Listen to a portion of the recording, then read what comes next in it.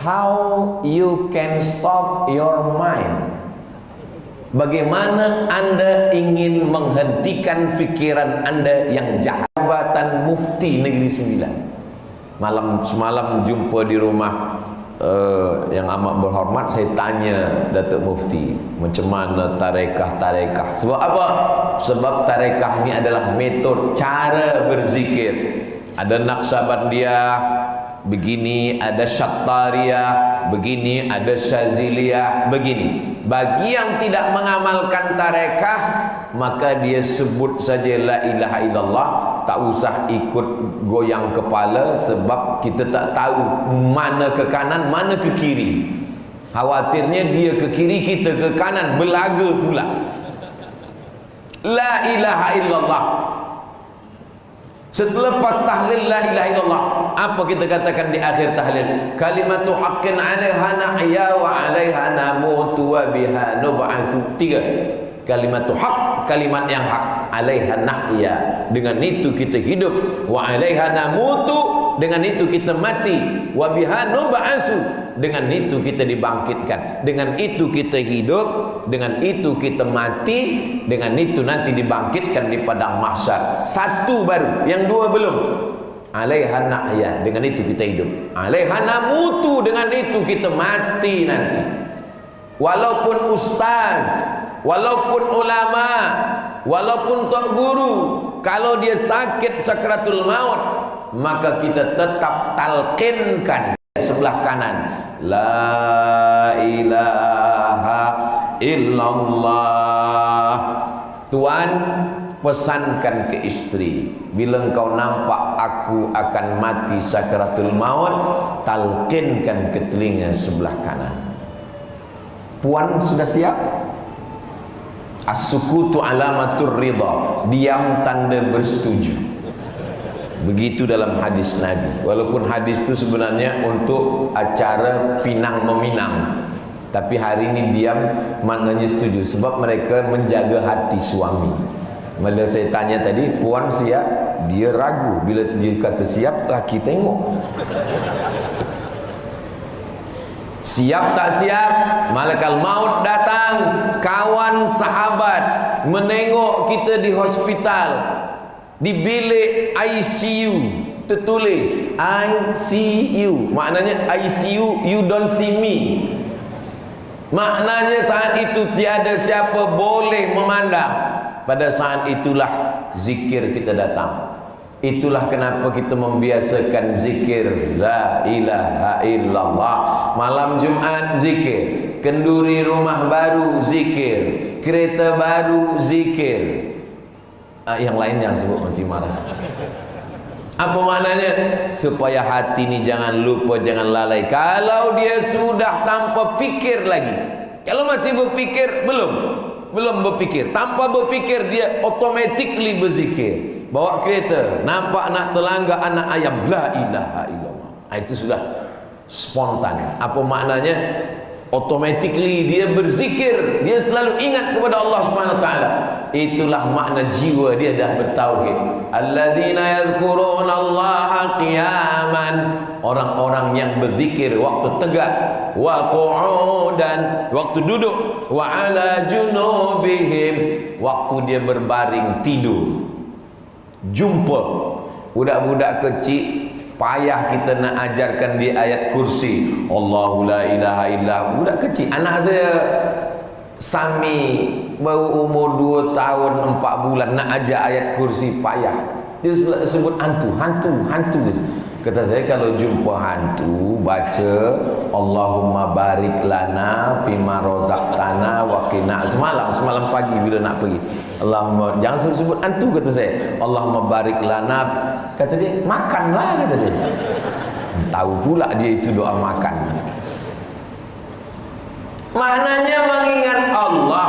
Allah maha besar, yang lain kecil.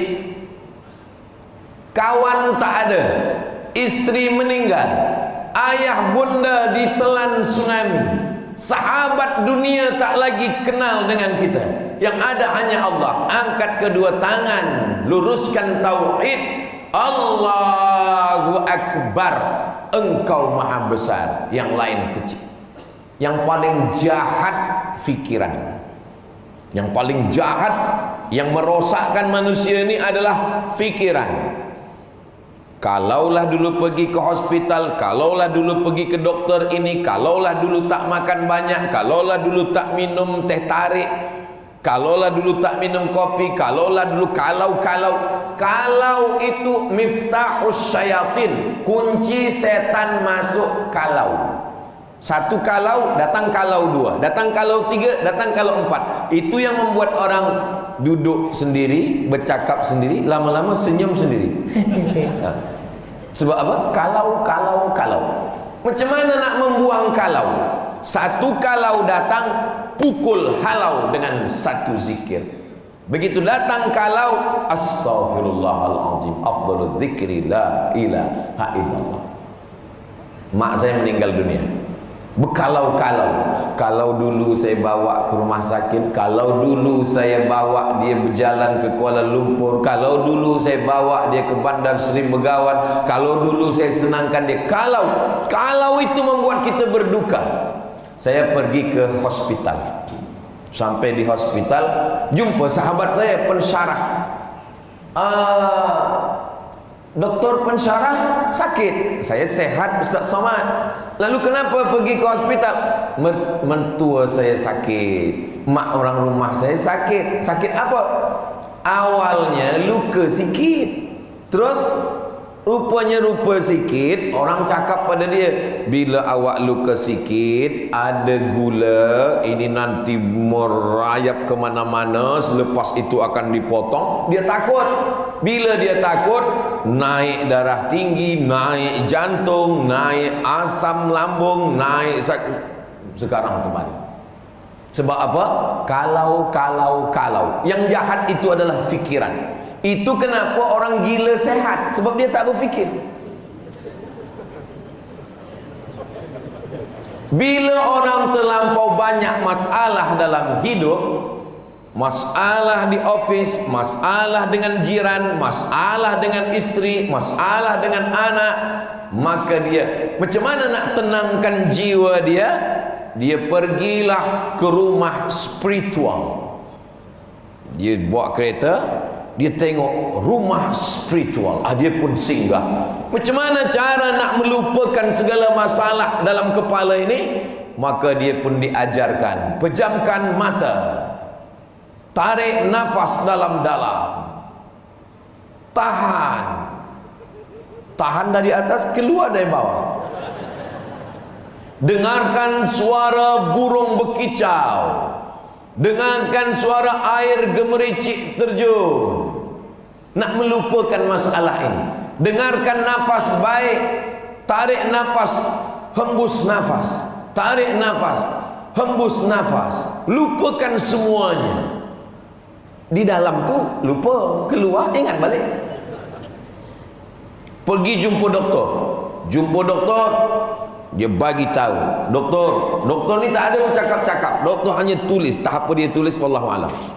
Dia cerita, saya dah tak tidur doktor selama 2 hari 2 malam, dah tak tidur, banyak betul masalah, problem. Sebenarnya doktor tu dalam hati, aku pun dah tak tidur 2 bulan, kata dia. Maka tertulis di dalam rumah spiritual itu besar tulisan. Kalau di masjid kita tulisan besar, Allahumma firli dzunumi, ampunkan dosa saya. Tapi di rumah tu tertulis besar. Apa tulisannya? How you can stop your mind. Bagaimana Anda ingin menghentikan fikiran Anda yang jahat? Dalam Islam, fikiran boleh dihentikan dengan apa? Dengan zikir. Orang yang berzikir, fikirannya stop. La ilaha illallah, la ilaha illallah, la ilaha illallah. Ustaz, hati saya susah. Kenapa hati susah? Kerana fikiran susah. Kenapa hati kacau? Karena fikiran kacau. Terasa sendiri. Sama macam kita mengacau kopi, dia kacau balau. Tapi begitu kita biarkan, dia akan turun ke bawah, dia akan jernih ke atas, maka zikirlah yang menolong. Ini Ustaz Abdul Somad saja punya teori, bukan kata saya, Al-Quran. Ala bizikrillahi tatma'innul qulub. Dengan berzikir mengingat Allah, hati menjadi tenang. Tak percaya? Cuba. Sudah saya cuba tak juga tenang. Zikir kurang banyak. Banyak berzikir. Ada seorang tuan. Saya ni orang susah hati, susah pikiran Ustaz Abdul Somad. Kenapa tuan susah hati? Saya tanam kelapa sawit. Saya beli tanah, saya nak pencen, saya tanam kelapa sawit, saya tengok, saya jaga, saya bagi pupuk, saya pelihara, saya bersihkan. Selepas 3 tahun saya nak ambil buah. Bila sampai di kebun tu, rupanya buah dah diambil orang. Bila kami tanya, kenapa awak ambil kebun saya?